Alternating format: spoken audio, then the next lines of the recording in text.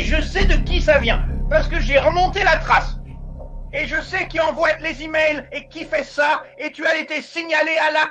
Aujourd'hui, je vais passer en revue 10 des terriers les plus sombres de 4chan. J'ai déjà abordé certains de ces sujets auparavant, donc je vais tenter d'approfondir et d'apporter de nouveaux éclairages ou informations.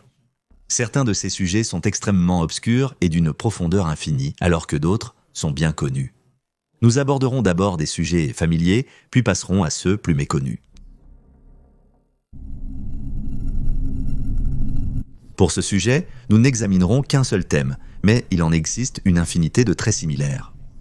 Devi Vanity, une célébrité de l'époque, a été accusée d'abus sexuels sur une fillette de 11 ans, Jessica Leonhardt, connue en ligne sous le pseudonyme Jessie Slaughter. Jessie elle-même a démenti les allégations, affirmant qu'elle n'était qu'amie avec lui.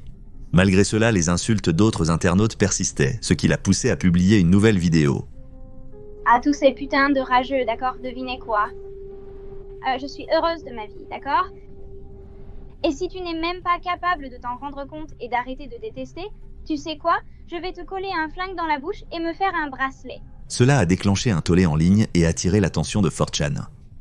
C'est un sujet vaste, donc je ne vais pas tout aborder, mais certains événements méritent d'être mentionnés. Après que la vidéo ait circulé sur le Bboard, des Anons ont réussi à la doxer après avoir piraté son compte Facebook qui contenait beaucoup d'informations personnelles. Sa maison recevait constamment des commandes de nourriture ou d'autres livraisons, ce qui a abouti à la vidéo suivante qui a empiré la situation pour la famille. Je vais vous le dire tout de suite, ça vient de son père, vous bande de menteurs bons à rien. Et je sais d'où ça vient parce que j'ai remonté la trace et je sais de quel email il s'agit dans les infos et vous avez été signalé à la cyberpolice et à la police d'État. Alors vous feriez mieux. D'écrire encore une chose ou de toucher à mon ordinateur encore une fois, vous serez arrêté. Fin de la conversation de son père. Et si tu t'approches de ma fille, devine quoi? Les conséquences ne seront plus jamais les mêmes. Sans surprise, c'était du matériel idéal pour les mèmes sur 4chan. Cependant, suite au harcèlement persistant, la police est intervenue. La police n'a pas pu identifier un seul cas où des Anons auraient menacé Jessie. Cependant, après l'intervention de la police, les choses ont nettement ralenti. Au bout d'un moment, un article a été publié, affirmant que le père de Jessie avait frappé sa fille à la bouche. Il n'a pas été emprisonné, mais la relation familiale était désormais altérée. La vie entière de Jessie a également été profondément affectée à cause de cela, si bien qu'elle a dû être hospitalisée dans de nombreux établissements médicaux. Son père est également décédé quelques années plus tard. En 2017, Jessie est tombée tellement malade qu'elle est désormais en fauteuil roulant. Tout cela a commencé parce qu'une pop star a été accusée d'avoir eu des relations sexuelles avec Jessie, ce que Jessie a immédiatement démenti. Étrangement, en 2018, le même homme a de nouveau été accusé d'avoir agressé de nombreuses jeunes fans entre 2006 et 2015, ce qui rend cette affaire encore plus folle qu'elle ne l'était déjà. La vie de Jessie a été détruite sans aucune raison. Cette partie est donc plus écœurante que réellement dérangeante. Vers 2013, des Anons ont lancé une tendance et un hashtag appelé « Cutting for Bieber ». Justin Bieber a été surpris en train de fumer un joint lors d'une interview avec TMZ et ceci a été présenté comme un boycott pour essayer de l'empêcher de fumer. Je sais que c'est très stupide, mais sa base de fans était composée de personnes naïves, donc il n'est pas surprenant que certains pensaient que cela pourrait être efficace. C'était partout dans les actualités et aussi en tendance sur Twitter. Même si certains ne suivaient pas la tendance, il était clair que Justin Bieber, ciblant principalement un public jeune, cela finirait mal. Le sujet était clairement un canular, et même les résultats de cette tendance étaient inventés.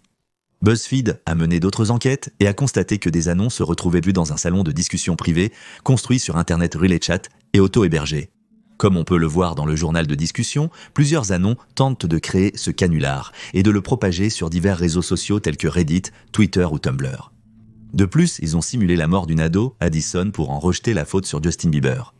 Pour rendre cela encore plus crédible, ils ont créé une fausse trace sur les réseaux sociaux pour cette fausse fille, Addison, et ont lancé le hashtag #RememberAddison.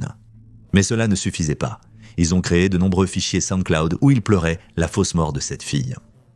Alors j'ai passé une journée horrible parce que j'ai appris ce qui était arrivé à mon ami Addison et je me suis acheté une nouvelle lame et je suis juste resté là à réfléchir. Ils ont aussi menacé de pirater ninegag.com via un fichier anonyme sur SoundCloud. Un site appelé 9gag a tout déclenché. Nous ne pardonnons pas. Nous n'oublions pas. Nous sommes nombreux. Soyez prêts. Tout cela a finalement été révélé, mais ils étaient de véritables victimes à cause du harcèlement de quelques anons. Cela ne devrait surprendre personne, mais il y a eu de nombreux cas liés à 4chan, où des auteurs ont ôté la vie à plusieurs personnes et l'ont annoncé au préalable sur la plateforme. Il y a quelques cas qui correspondent ici, mais je ne parlerai que de 2 dans ce qui suit. En 2013, un étudiant nommé Neil McInnes a publié un message sur le forum aléatoire B, salut B, c'est l'heure. Je suis Neil McInnes, étudiant au New River Community College à Christiansburg, Virginie, à 10 minutes de Virginia Tech. Je vais vous donner tous les détails, car les médias ne disent jamais la vérité. Fusil à pompe Stevens 320. Cartouche à chevrotine et balles. Recherche, sécurité publique de la vallée de la New River. Je suis un peu nerveux, n'ayant que peu d'expérience avec les armes à feu, à part quelques fois avec la police de Christiansburg. Ce n'est pas un jeu de score élevé, mais plutôt une leçon. C'est pour ça que je suis à l'école. Quand je regarde mon e-portfolio, ou à quoi je ressemble, assure-toi qu'il y a une barre oblique à la fin avant de cliquer sur le lien. Aussi, la photo est liée. Je suis à l'école en train d'écrire ceci. Souhaite-moi bonne chance. 3 minutes plus tard, le 12 avril 2013, un homme armé a ouvert le feu avec un fusil à pompe sur un campus satellite au New River Valley Mall à Christiansburg, Virginie. C'est exactement l'endroit que l'auteur du post a décrit. 2 femmes blessées, un agent de sécurité hors service et 2 policiers ont maîtrisé l'auteur.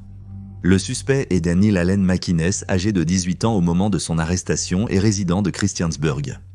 McInnes a été reconnu coupable de 2 chefs de blessures malveillantes et de 2 chefs d'utilisation d'une arme à feu lors de la commission d'un crime et a été détenu sans possibilité de libération sous caution. Il a été condamné à 38 ans de prison. Bien qu'il n'ait pas réussi, l'intention était claire.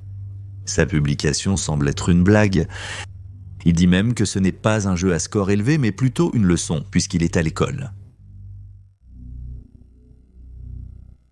Un autre cas est celui d'un gars nommé Robert Hawkins. Dans ce cas-là, il a publié un message disant « Plus tard aujourd'hui, je vais apporter mon fusil dans un autre grand magasin au Westroads Mall, à Omaha, Nebraska, pour essayer de battre le score élevé de Shaw. Je vais sortir avec panache. » En mentionnant le score élevé de Shaw, il évoque la fusillade de Texas Tech qui a fait 31 victimes. Comme d'habitude, de nombreux anons l'ont simplement encouragé à le faire, donc rien de bien surprenant.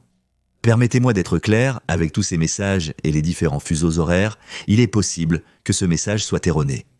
C'est valable pour à peu près tout dans cette vidéo où l'heure est cruciale.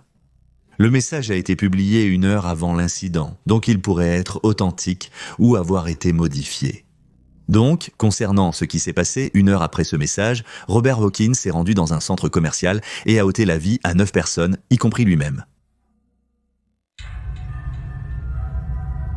J'ai déjà fait 2 vidéos à ce sujet et c'est certainement l'un des sujets les plus sombres de Fourchan.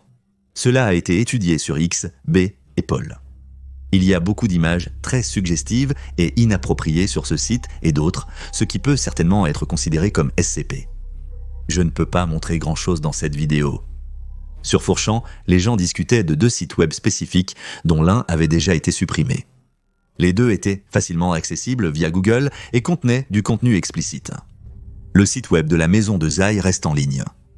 Elles contiennent des photos d'enfants portant des vêtements très révélateurs, comme des bikinis ou des sous-vêtements, et ils posent dans des positions très inappropriées. Je ne dirais pas que c'est illégal de regarder ça, mais ça semble vraiment très louche. Au premier coup d'œil, ce site des années 90 rempli d'hyperliens semble vraiment laid. Certains liens téléchargeront automatiquement des vidéos sur votre PC sans avertissement. Des analystes affirmaient que certains fichiers sur ces sites, notamment le 2e qui est hors ligne depuis, contenaient de la véritable pédopornographie. De plus, d'étranges runes cryptiques sont dispersées aléatoirement sur le site web. En cliquant, vous accéderez à des explications religieuses sur les langues et les chiffres. C'est là que nous rencontrons le docteur Zai Li, l'homme derrière tout cela. Toutes ces photos et vidéos sur ces sites web sont produites par lui, puisqu'il possède une chaîne de télévision appelée Nation de Zai Télévision, et il produit des films, principalement avec des mineurs impliqués dedans.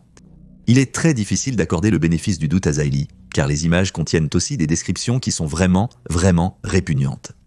Si une fête est vraiment nulle, je pars. Je suis Barbie qui se fait clouer par Nine Inch Nails. Tu affiches ton sourire espiègle et juteux pendant que les visages s'illuminent, que les mâchoires tombent et que les seins muffins fondent. Il y a même eu un cas lors des recherches sur Fourchamp, où un anonyme est tombé sur une cassette d'audition d'un mineur pour les films de Xiali. Elle montre un mineur lisant un monologue pour une audition. Il la contacte en disant « Bonjour, ceci est ses noms sollicités et j'espère ne pas être intrusif. Mais je me demandais si vous pouviez me dire tout ce que vous savez sur le film intitulé « La maison des fêtes de Chia ». Vous avez également publié ce film sur votre chaîne YouTube que j'ai trouvé en faisant des recherches supplémentaires à ce sujet. Il y a des raisons de croire que les créateurs de ce film sont liés au trafic d'enfants. Il y a un site web pour cela qui est très louche. Merci. Au lieu de recevoir une réponse d'elle, Anon a reçu une réponse de la mère. Elle dit « Je ne lui ai pas permis après en avoir appris davantage ». Après quelques échanges, la mère a finalement envoyé l'email. Il contient essentiellement le texte qu'elle devait lire dans la vidéo d'audition. Vous vous demandez peut-être pourquoi ce type n'a pas encore été interrogé par la police alors qu'on sait à quoi il ressemble et comment il s'appelle. La situation se complique. Zaili n'est peut-être même pas son véritable nom. J'ai lu une théorie selon laquelle il appartiendrait à un mouvement qui croit que les Noirs sont les véritables propriétaires de l'Amérique et n'auraient donc pas à respecter les lois du pays. Dans ce mouvement, il est courant de simplement changer de nom. Il possède des entreprises, mais elles paraissent factices, car elles n'ont pas d'adresse réelle. Sur ce site web avec la légende Chenenfant, il partage des informations plus personnelles. Il est né le 21 mai 1964 à Chicago. Il a également fait partie de l'église pentecôtiste de l'avenue Indiana dès son plus jeune âge. Il affirme qu'il est docteur et a fondé un centre de recherche sur le tai chi en Amérique du Nord. Dans cette annonce, Nacheston interroge la jeune actrice sur la façon dont elle a décroché une audition pour le film de Xiali. Elle dit qu'elle a reçu un courrier et qu'elle a passé une audition en s'enregistrant elle-même. Elle a finalement refusé le rôle, car les courriels de Xiali étaient étranges, disant « J'ai la plus grande confiance en toi, Eva. » En voyant ta photo de candidature, j'ai pensé « Encore une Tory. » Mais sa mère pensera probablement qu'elle sera éventrée, transformée en steak haché, et secrètement éliminée en étant donnée à manger à des chauffeurs routiers en surpoids et trop payés. Je suis ravi que toi et ta mère n'ayez pas découvert que d'ex-acteurs sont dans les pizzas. Le fromage en plus, ça marche à tous les coups. Veuillez jeter un œil à la distribution de la fête à la maison de Jai, le film. Courage Eva, avec tout mon amour Jai. Certains de ces mots sont des termes évidents qui sont très courants dans les cercles courts préparatoires. Et gardez à l'esprit que cette terminologie n'était pas utilisée aussi excessivement à l'époque. Ce terrier remonte à plus de 10 ans. La probabilité que tout cela soit faux est très faible mais pas impossible. C'est un terrier gigantesque. Quelqu'un a passé plusieurs années à poster des messages étranges sur les tartes au citron vert du capitaine Couchy partout sur Internet. Appelons ce mystérieux auteur KLP à partir de maintenant. KLP a écrit des milliers d'avis sur un seul restaurant. Il était incertain si le restaurant existait vraiment. L'utilisateur fait l'éloge des tartes au citron vert et des cheeseburgers Goody Goody servis au Kuchiski West Café. Après quelques recherches, les gens ont découvert que le restaurant était fermé depuis longtemps, ce qui signifie que l'auteur avait publié des milliers de messages pendant 7 à 9 ans au sujet d'un endroit qui n'existait même plus. Voici un exemple de l'apparence de ces messages. J'ai goûté les tartes au citron vert du capitaine Couchy et ces pégasmes ont guéri tous mes symptômes en moins de 4 semaines. Je recommande les tartes au citron vert du capitaine Couchy pour soulager vos maux. Elles sont excellentes. Bien que Kobe Bryant envisage de prendre sa retraite du basket, la tarte préférée du capitaine Couchy demeure son premier choix. Il ne se lasse pas de cette tarte au citron vert, tarte au citron vert, tarte au citron vert. Et ainsi de suite. Le grand nombre de messages bizarres a poussé des gens sur Fortune et Reddit à spéculer sur l'identité de la personne qui poste et sur le but de ses commentaires, se demandant s'il s'agit d'une personne folle, d'un troll, d'un bot ou d'une conspiration. C'est à peu près à ce moment-là que ça devient inquiétant. Pendant 7 à 9 ans, quelqu'un a consacré une grande partie de son temps à écrire des milliers d'avis sur un restaurant qui a fermé il y a des années. Les centaines d'avis de KLP ne semblent pas non plus être automatisés, car chaque texte présente une certaine variation ou différence. Il est réaliste de supposer que l'auteur doit être un homme d'un certain âge, probablement dans la soixantaine. Si l'on devait supposer qu'il s'agit bien d'un seul individu qui fait cela, il est probable qu'il souffre d'un trouble mental. après avoir réalisé une vidéo d'analyse approfondie sur ce sujet il y a plus de 2 ans. J'ai également entendu dire que les critiques de KLP servaient Dieu de moyen de communication crypté pour l'armée et les agences de renseignement américaines. Cela était également discuté sur le subreddit Kuchiski Line Pie, un groupe dédié à résoudre tout ce mystère. Mais après que les gens ont commencé à craindre pour leur vie privée, le propriétaire du subreddit a fermé tout le subreddit. À ce jour, il n'a pas été prouvé de manière concluante quel était le but derrière toutes ces critiques, bien que la théorie de la communication cryptée semble être la dernière piste qu'avaient les enquêteurs. Pour moi, cela me paraît un peu tiré par les cheveux, et l'argumentation n'est pas très plausible, mais je n'avais pas vraiment accès à ces informations sur le subreddit, donc je peux me tromper. Celle-ci est vraiment intéressante car elle est très mystérieuse et reste non résolue à ce jour. Elle va aussi beaucoup plus loin que ce dont je vais parler dans cette vidéo. En 2015, l'auteur du post a lancé un jeu très troublant, soi-disant. Il affirme avoir pris la vie de plusieurs femmes là pour le plaisir. Si les anonymes parviennent à deviner correctement le nom de ses victimes, il publiera une photo de lui. Il avait donné une restriction au préalable. 10 noms par message, tout message contenant plus de noms sera ignoré. Si les anonymes devinaient tous les noms, il fournirait l'emplacement d'un corps abandonné en 1999. Pour prouver son sérieux, il a inclus une image. Les anonymes sont participés en tentant de deviner le bon nom. Quelqu'un a réussi, alors Original Poster a fourni, partageant une image contenant une femme. Grâce aux horodatages sur ces images, il a prouvé leur authenticité et leur provenance. De plus, une recherche inversée a été réalisée avec l'image d'origine. Des anonymes affirment que la femme sur l'image est Shona Ménard. En 1998, son corps a été retrouvé sur une chaussée. Elle avait 17 ans au moment des faits. Cependant, cela a été démenti par la police.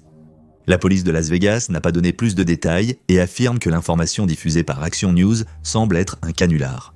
Le lieutenant a également déclaré « La famille se retrouve soudainement replongée dans ces terribles émotions. Ils peuvent, vous savez, commencer à revivre le traumatisme de tout cela et c'est vraiment une chose horrible à faire. Cela révèle une absence totale de conscience sous quelque forme que ce soit. Cette cruauté est incompréhensible. Imagine la souffrance de la famille de cette femme pendant si longtemps. » Enfin, les images que Original Poster a partagées étaient donc clairement destinées à un usage privé puisqu'elles ne ressemblaient pas à des scènes de crime. Il est très probable que Original Poster ait pris la vie de ces femmes. Des personnes anonymes ont contacté le FBI sans hésiter. L'extrait de la conversation a été diffusé. Bonjour, je ne sais pas si j'étais confus. Je ne sais pas si j'ai appuyé sur 1, 2 ou 3, enfin bref. J'ai des informations concernant une personne qui a été tuée il y a longtemps, qui s'appelait Shona Ménard. Ça a été publié sur un site web appelé 4chan où quelqu'un a affirmé avoir tué plusieurs femmes ces dernières années et a ensuite publié plusieurs photos différentes, des photos très explicites. Puis les gens sur le site ont trouvé ça très étrange et ils ont réussi à identifier l'une des victimes comme étant Shona Ménard. Alors, l'auteur a partagé une autre image dans un nouveau message. Cette fois, c'était un homme et il a ajouté la légende « Je meurs, je meurs ». Après cela, il a partagé une autre image sous un angle différent. Certains ont supposé que l'homme pourrait être George Tony Sandoval. Ses restes ont été retrouvés en 2020, mais personne ne sait qui est l'auteur du crime. L'auteur du post a conclu en déclarant qu'il reviendrait dans un mois pour, je cite, « terminer notre jeu ». Pourtant, il n'est jamais revenu. Il y a eu de nombreuses menaces d'enquête sur XMB, mais à notre connaissance, l'auteur n'a jamais été retrouvé, et l'enquête pourrait toujours être en cours, mais il n'y a pas eu de résultats supplémentaires. Le forum R9K est intéressant pour celui-ci. R9K était initialement un forum interdisant les ripostes aux utilisateurs. Chaque message sur le forum devait être unique. Tenter de faire des ripostes entraînait une interdiction temporaire qui augmentait à chaque infraction. L'intention initiale de ce forum a vite été délaissée. Le forum est devenu une communauté pour les hikikomori où les anons partagent des histoires, souvent sur leurs insécurités et leur vie malheureuse. Un hikikomori est une personne socialement défaillante, souvent en raison d'un trouble mental. Un NID, en revanche, ne désigne ni une éducation ni une formation. Être dans le besoin est souvent un état temporaire, alors qu'un hikikomori peut être permanent. Ces dernières années, les publications mentionnant les femboys ont augmenté. La majorité de ces publications sont clairement des trolls, mais elles encouragent fortement ces hommes déjà peu confiants à changer de sexe simplement pour avoir enfin une relation intime avec quelqu'un. Ceci est en quelque sorte considéré comme la solution à tous les problèmes de chacun. Tu as une vie triste et déprimée. Il suffit de transitionner et d'attirer des hommes à la place. Mais pourquoi R9K a-t-il été utilisé à ces fins alors que 4chan a déjà des forums dédiés à cela? Y avait-il peut-être un groupe derrière toute cette affaire? En 2019, des gens ont prétendument trouvé des preuves que le mouvement fanboy était un effort coordonné par un groupe de personnes qui voulaient perturber le forum R9K. Il y a un bref article nommé « Le harem piège de Reiko » qui approfondit le sujet. Le harem piège de Reiko fait référence à une controverse entourant des allégations selon lesquelles un post R9K sur 4chan, associé au pseudo-discord Reiko 3333, aurait convaincu plusieurs jeunes hommes de prendre des pilules d'hormonothérapie et de devenir des pièges. Selon les allégations, Reiko aurait forcé plusieurs utilisateurs de R9K à rejoindre son harem en les persuadant de partager des photos nues d'eux-mêmes pour prouver qu'ils prenaient bien des pilules d'hormonothérapie. Ces données ont été utilisées pour doxer et faire chanter les victimes, sans confirmation officielle. De nombreux messages Discord de Reiko ont été partagés disant des choses comme « Je ne me reposerai pas tant que chaque garçon efféminé sur R9K n'aura pas commencé un traitement hormonal ou au moins ne se travestira pas ». Une capture d'écran montrait Reiko partageant de nombreuses menaces qu'il aurait lui-même créées pour imposer ses convictions aux autres anonymes. Il a aussi partagé ce message ici. « Mon fantasme ultime est d'enlever un joli garçon et de l'enfermer dans ma cave. Je ne le laisserai consommer que du soylent, des œstrogènes et du lait. Chaque jour, quand je le surprendrai sur le point de s'endormir dans son lit, j'entrerai dans sa chambre, je le mettrai sur une chaise, je l'attacherai et je le placerai devant un écran qui diffuse des téraoctets de vidéos de trap et de Sissi Hypno. » Enfin, un anon a fait ce post. « Rejoins le groupe Discord Trap. Ils m'ont demandé une photo de moi déguisée pour pouvoir rejoindre. C'est comme une secte qui vénère Reiko. Ils m'ont doxé et ont toutes mes informations personnelles. Ils me font du chantage avec la photo, disant que si je ne prends pas de hormonothérapie de remplacement, ils l'enverront à ma famille et à mes amis. Ils ont fait cela à beaucoup d'autres. Des captures d'écran étaient censées prouver les affirmations d'Anon. Si je n'ai pas une autre photo de tes cuisses d'ici la fin de l'heure, j'enverrai un message à ta mère au sujet de notre petit secret. Soyons clairs, il n'y a aucune preuve que Reiko ait forcé qui que ce soit à faire quoi que ce soit, ni qu'elle ait fait chanter qui que ce soit. Bien qu'il affirme lui-même qu'il y a eu des fuites qui prouveraient qu'il faisait effectivement du chantage, cela semble être une plaisanterie. Mais il est vraiment difficile de découvrir la vérité, puisque toutes les preuves que nous avons sont des captures d'écran qui peuvent facilement être falsifiées ou interprétées de manière à tromper ou manipuler le public. Quoi qu'il en soit, ce que Reiko affirme lui-même, c'est qu'il spammait effectivement le forum R9K avec d'autres personnes et qu'ils étaient également payés activement pour le faire. Une autre fille là sur le serveur payait ses gars avec ses gains en crypto-monnaie. C'est dingue jusqu'où certains vont juste pour troller sur un forum de 4chan mais qui s'en étonne encore aujourd'hui. Malgré tout, ce que lui et son groupe ont fait était vraiment mal d'aucune façon. Il y a vraiment des hommes en insécurité sur ce forum et son trolling a clairement causé du tort. Mais le présenter comme pire qu'il ne l'est réellement est peut-être aussi incorrect, si l'on croit qu'il n'a en fait forcé personne. Il affirme que ses intentions étaient bonnes et qu'il tentait de guider les femmes pour obtenir un traitement hormonal à domicile. C'est à vous de décider dans quelle mesure vous voulez y croire. Au début du mois de juin 2013, un gars nommé UTV était très actif sur le forum de sport de 4chan. Selon ses messages, il était passionné de football. Cependant, une autre personne avait une obsession malsaine pour UTV. Son nom reste inconnu, mais les anons l'appelaient l'archiviste. Vous comprendrez bientôt pourquoi. UTV a fini par réaliser que l'archiviste était assez bizarre. Il l'a accusé d'être obsédé et de chercher à attirer l'attention. L'archiviste a eu quelques interactions avec UTV qui ont duré plusieurs mois. Sa dernière interaction, elle était publiée sur le forum TRB. Je suis avec UTV depuis 255 discussions. C'est la dernière. Mes parents ont découvert mes travaux sur UTV et ils ont insisté pour que je supprime tout ce qui concerne le lien de mon ordinateur et que j'en termine avec ça. Ils vont désormais surveiller mes activités pour m'empêcher de recommencer. On m'a donné un jour pour tout supprimer, voici mon dernier message. Je m'excuse auprès de UTV et j'espère qu'il le verra et le comprendra. Il me reste un cadeau à lui offrir, ce document de 97 pages contenant tout mon travail personnel impliquant UTV. C'est pour lui. Je ne souhaite pas que d'autres le lisent, mais je ne peux pas vous en empêcher. Ces 255 discussions ont toutes été incroyables et je ne les oublierai jamais. Au revoir. Et il ne mentait pas. Il a littéralement créé un format de document portable de 97 pages en s'obsédant sur un type au hasard sur Fourchan. Sans blague. L'archiviste était probablement en train de troller, mais c'était tellement élaboré et sophistiqué qu'il est difficile de croire que ça venait de quelqu'un de mentalement équilibré. Et que ce soit un troll ou non, mets-toi à la place de UTV. Tu as une personne anonyme au hasard qui devient obsédée par toi, sur Fourchan, une plateforme connue pour son anonymat. Le format de document portable contient beaucoup de choses. Par exemple, ici il partage plusieurs pages de poèmes et de parodies de chansons pour UTV. Il a aussi partagé des plans funéraires pour le décès de UTV, créant même une disposition pour les obsèques. Sur cette page, il partage ses projets d'emménager avec UTV, créant encore une fois un plan, cette fois-ci de l'appartement qu'ils imaginent. L'archiviste, ne pouvant pas rencontrer UTV en personne, invente des moyens pour se sentir plus proche de lui. Il étiquette certains aliments dans sa maison comme appartenant à UTV. Il veut inventer un paillasson avec des messages des détracteurs de UTV afin de pouvoir s'essuyer les pieds dessus en sortant de chez lui. De plus, il veut inventer une ceinture avec des messages de UTV. La raison est que chaque fois qu'il quitte sa maison, UTV peut trop lui manquer, et les messages pourraient atténuer ce manque.